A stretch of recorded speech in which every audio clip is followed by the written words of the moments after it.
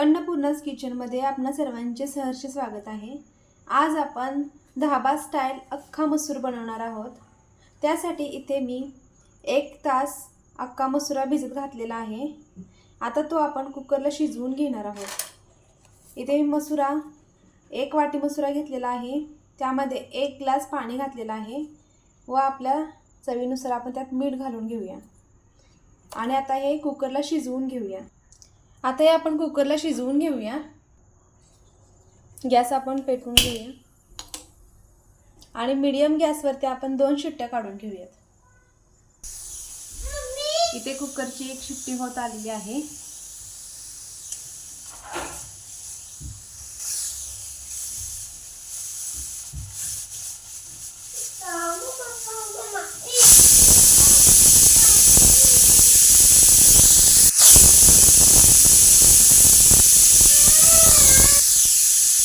कुकरच्या 2 शिट्ट्या झालेल्या आहेत।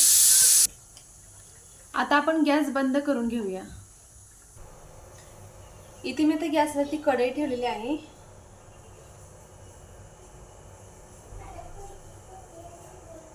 कुकर थंड होऊन घेईपर्यंत आपण मसाला भाजून घेऊया। कढईमध्ये मी 2 चमचे तेल घालून घेते।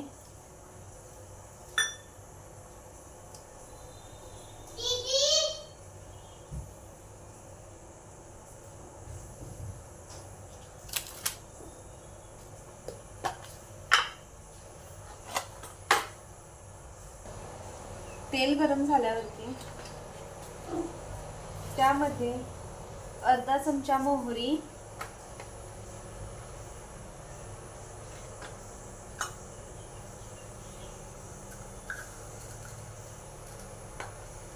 अर्धा चमचा जिरे, अर्धा चमचा बडीशेप घालून घेते।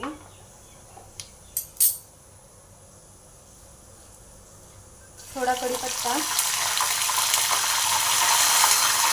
आणि त्यामध्ये आपण आता 1 कांदा घालून घेऊया। कांदा हा बारीक करून घेतलेला आहे।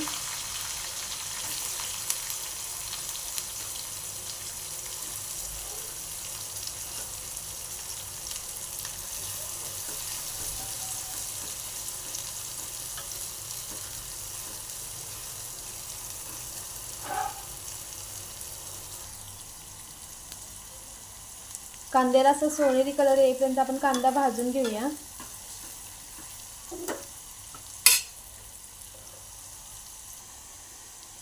त्यामध्ये थोडासा आपण खायचा सोडा घालून घेऊया।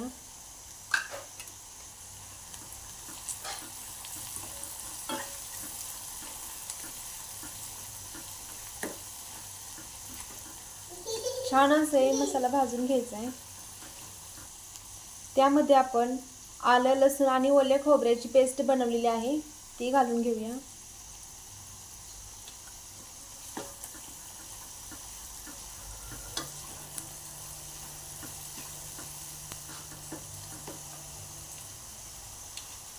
एक टोमॅटो बारीक चिरून घेतलेला आहे तो घालूया।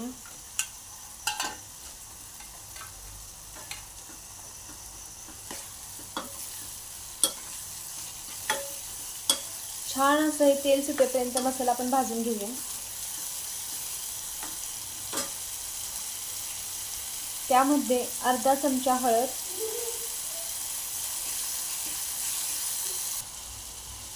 छान असा आपला मसाला, त्यामध्ये आपण थोडीशी कसुरी मेथी घालून घेऊया।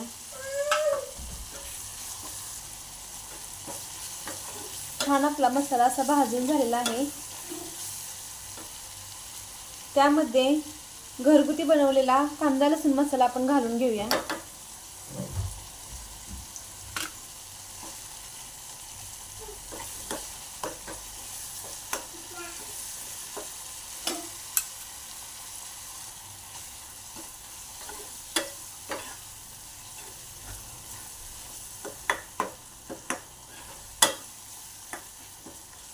छान असं तेल सुटेपर्यंत मसाला एकजीव होईपर्यंत आपण मसाला भाजून घेऊया 5 मिनिटे।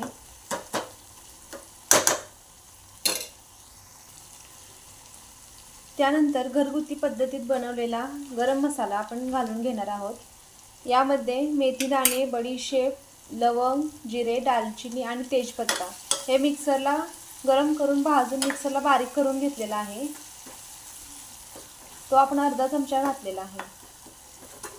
मसाला ही 2 मिनिटं आपण भाजून घेऊया. छान असा मसाला आपला तयार झालेला आहे. तेलही सुटायला लागलेलं आहे बाजूने.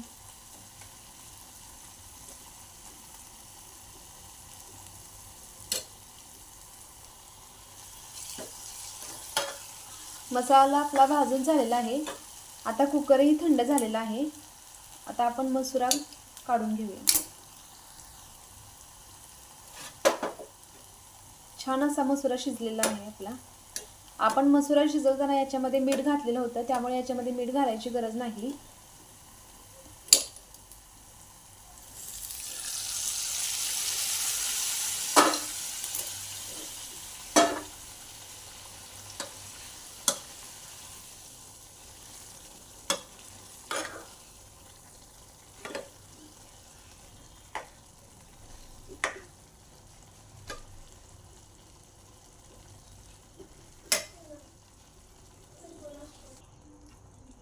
त्याच्यामध्ये थोडंसं पाणी घालून घेतलेलं आहे.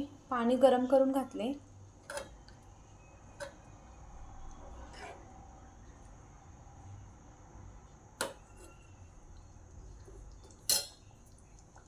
आता हे 5 मिनिटं चांगलं उकळून घेऊया. छान अशी आपल्या अख्खा मसुराची भाजी तयार झालेली आहे. आता आपण गॅस बंद करून घेऊया. छान असा आपला अख्खा मसूर तयार झालेला आहे. तुम्ही रोटीसोबत चपातीसोबत खाऊ शकता. तुम्ही जर माझ्या चॅनलवरती नवीन असेल तर माझ्या चॅनलला अवश्य सबस्क्राईब करा. तुम्हालाही माझी रेसिपी कशी वाटली मला कमेंटमध्ये नक्की सांगा.